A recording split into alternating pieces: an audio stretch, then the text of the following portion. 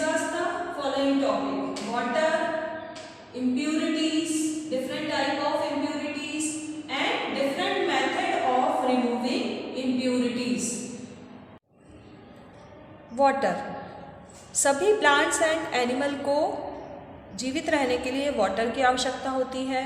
हम वाटर का use drinking, cooking, washing, bathing, cleaning आदि वर्क करने में करते हैं। मेनली जो वाटर हम यूज़ करते हैं वो रिवर, पॉन्ड, लेक या वेल से आता है, लेकिन इस वाटर में बहुत सारी dirt, sand, mud and germs होते हैं जो इसको यूज़ करने के लिए अनफिट बनाते हैं। तो ऐसे सब्सटेंस जो वाटर को गंदा और यूज़ के लिए अनफिट बनाते हैं, ऐसे सब्सटेंस को कहते हैं impurities. Two type of impurities होती है, soluble and insoluble impurities. Soluble impurities water में डिज़ोल्व होती हैं, लाइक सॉल्ट, शुगर, ये सॉल्युबल इम्प्यूरिटीज़ हैं क्योंकि ये पूरी तरह से वाटर में डिज़ोल्व हो जाती हैं। इनसॉल्युबल इम्प्यूरिटीज़ वाटर में डिज़ोल्व नहीं होती, for example sand and mud. Soluble impurities को हम वाटर में देख नहीं सकते हैं, जबकि इनसॉल्युबल इम्प्यूरिटीज़ हमें वाटर में दिखाई देती हैं। Removing impurities from water, water से इम्प्यूरिटीज़ को कैसे रिमूव करेंगे? तो डिफरेंट मेथड हैं इम्प्यूरिटीज़ को रिमूव करने की। सो फर्स्ट हम इनसॉल्युबल इम्प्यूरिटीज़ को किन मेथड को फॉलो करके रिमूव कर सकते हैं? तो इनसॉल्युबल इम्प्यूरिटीज़ को रिमूव करने के लिए मेथड है sedimentation, decantation and filtration. Sedimentation and decantation method क्या होती है?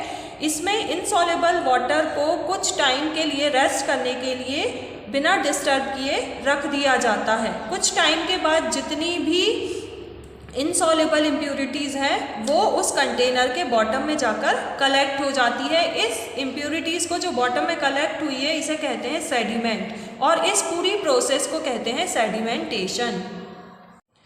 जस्ट सेडिमेंटेशन प्रोसेस के बाद जो हमें क्लीन वाटर मिलता है उसे हम स्लोली किसी अदर कंटेनर में पोर कर लेते हैं, तो इस प्रोसेस को कहते हैं डिकेंटेशन।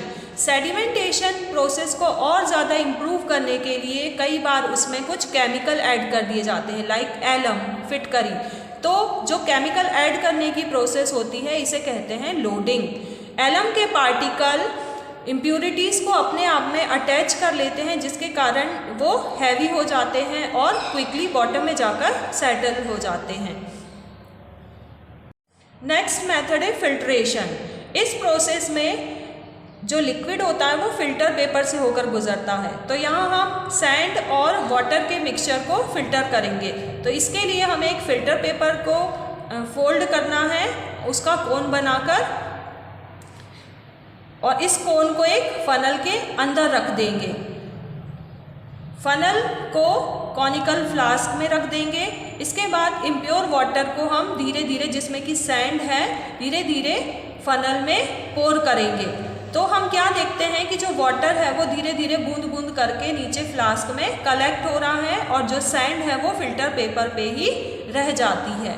तो इस तरह से वाटर से सैंड को हम रिमूव कर सकते हैं। Then removing soluble impurities. Soluble impurities को किस तरह से हम रिमूव करेंगे? तो इसके लिए टू मेथड है, इवेपोरेशन और डिस्टिलेशन। सो फर्स्ट है इवेपोरेशन। ये इवेपोरेशन प्रोसेस क्या होती है? जब वाटर को हीट किया जाता है तो वाटर वेपर में कन्वर्ट हो जाता है। इस प्रोसेस को कहते हैं इवेपोरेशन। तो इसके कारण सॉल्युबल इम्प्यूरिटीज़, वाटर जितना भी है वो वाटर वेपर में कन्वर्ट हो जाता है और लास्ट में सॉल्युबल इम्प्यूरिटीज़ रह जाती हैं। तो एक एक्सपेरिमेंट के थ्रू यहाँ पर सॉल्युबल इम्प्यूरिटीज़ को रिमूव किया गया है। इसके लिए थिंग्स रिक्वायर्ड है water, salt, burner and beaker. एक ग्लास ऑफ वाटर में 2 टीस्पून सॉल्ट को हमें डिज़ोल्व करना है। फिर इस सॉल्यूशन को तब तक हीट करना है जब तक कि इस सॉल्यूशन में से पूरा वाटर जो है वो इवेपोरेट ना हो जाए। लास्ट में हम क्या देखते हैं कि वाटर कंप्लीटली इवेपोरेट हो गया है और बीकर में लास्ट में। नेक्स्ट मेथड है डिस्टिलेशन। डिस्टिलेशन मेथड में यहाँ लेबोरेटरी में डिस्टिलेशन मेथड का यूज़ करके डिस्टिल वाटर बनाया गया है। इसमें जो इम्प्योर वाटर है उसे राउंड बॉटम फ्लास्क में तब तक हीट किया जाता है जब तक कि वो उसमें बॉइलिंग स्टार्ट ना हो जाए। तो जब वाटर बॉईल करता है तो वो स्टीम में कन्वर्ट होता है। ये स्टीम एक कंडेंसर से होकर गुजरती है। इस कंडेंसर में कोल्ड वाटर सर्कुलेट होता रहता है। तो जैसे ही स्टीम कोल्ड सरफेस के कांटेक्ट में आती है वो अगेन वाटर ड्रॉप्स में कन्वर्ट हो जाती है और ये वाटर ड्रॉप्स एक अदर फ्लास्क में कलेक्ट कर लिया जाता है। तो इस तरह से लास्ट में फ्लास्क में सॉल्ट बचता है और अदर फ्लास्क में प्योर वाटर मिलता है, जिसे कहते हैं डिस्टिल वाटर। ये वाटर की सबसे प्यूरेस्ट फॉर्म होती है। डिस्टिल वाटर का use car battery, inverter battery and science laboratory में किया जाता है। तो इस तरह से डिस्टिलेशन मेथड का यूज़ करके भी सॉल्युबल इम्प्यूरिटीज़ को रिमूव कर सकते हैं। Purification of drinking water. Drinking water को किस तरह से प्यूरिफाई करेंगे? वाटर में कई सारे जर्म्स होते हैं। अगर इस टाइप के वाटर का हम यूज़ करते हैं तो उसके कारण कई सारी डिजीजेस होती है, like jaundice, cholera and dysentery. तो इसलिए हमें वाटर को प्योर करना बहुत ज़रूरी है, आवश्यक है। सिटी और टाउन में लेक और रिवर का जो वाटर है वो पहले प्यूरिफिकेशन प्लांट में जाता है, उसके बाद वहाँ पर उसको प्योर किया जाता है by sedimentation, filtration and chlorination के थ्रू। उसके बाद हमारे घरों तक उसकी सप्लाई होती है। बट हम डायरेक्टली अगर वाटर सोर्स से वाटर लेके आ रहे हैं और उसको यूज़ कर रहे हैं तो घर पर हम उसको कैसे प्योर कर सकते हैं? तो उसके लिए मेथड है boiling, chlorination and water filter. First है बॉइलिंग। ये वाटर प्योर करने की सबसे सिंपलेस्ट फॉर्म है।